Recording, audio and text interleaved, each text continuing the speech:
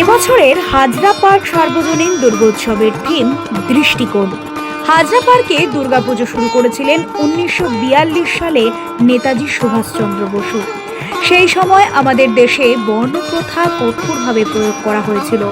SSC, ST ও OBC সহ বিভিন্ন বর্ণের মানুষের মধ্যে বৈষম্য ছিল।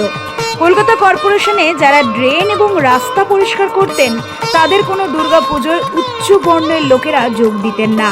তাই নেতাজি সুভাষচন্দ্র বসু যারা ড্রেন পরিষ্কার করতেন বা রাস্তা পরিষ্কার করতেন তাদের সাথে মিলে হাজরা পার্কের দুর্গাপুজো শুরু করেছিলেন। বর্তমানে এই দুর্গাপুজোর আয়োজন করেন রাজ্যের কৃষিমন্ত্রী শোভনদেব চট্টোপাধ্যায় ও তার পুত্র সায়নদেব চট্টোপাধ্যায়। আর এই পুজো উপভোগ করতে হলে আপনাদেরকে আসতে হবে যতীন দাস মেট্রো স্টেশনের 1 অথবা 2 নম্বর গেট থেকে নেমে হাজরা পার্কের পুজোয়। হাজরা পার্ক সার্বজনীন দুর্গোৎসব।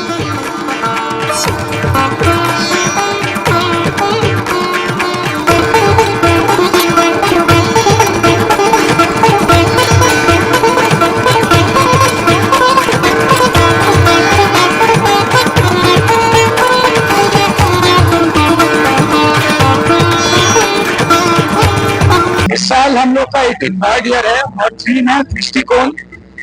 थीम का नाम है दृष्टिकोण। हम लोग इस बार काम किए हैं रंग से कलर्स। रंग एक निःशब्द भाषा है और हम लोग की जिंदगी में प्रकृति से शुरू करके कुछ भी अधूरा जब पूरा होता है तो वो रंग से ही होता है। तो इसलिए रंग ऐसा सब्जेक्ट है जिसको लेके पहले कभी काम हुआ नहीं है और हम लोग का इस पूजा के माध्यम से वो लोग सभी लोग जो हम लोग के लाइफ में रंग देते हैं उनको तो हम लोग एक ट्रिब्यूट दे रहे हैं। और जैसे कि कोई छोटा मोटा एक घर रंग करता होगा, जो कुछ भी छोटा मोटा रंग करता होगा, उन लोग से लेके जो प्रोफेशनली पेंटिंग करते हैं वो लोग, और अंत में सबसे बड़ा बात जो है दुर्गा पूजा में जो प्रतिमा को रंग देते हैं, ये सब मिला के रंग छोड़ के कोई भी चीज पूरा नहीं होता है। और रंग मतलब लाइफ, रंग मतलब जिंदगी, रंग मतलब हैप्पीनेस, रंग मतलब आनंद। तो ये आनंद का फेस्टिवल है।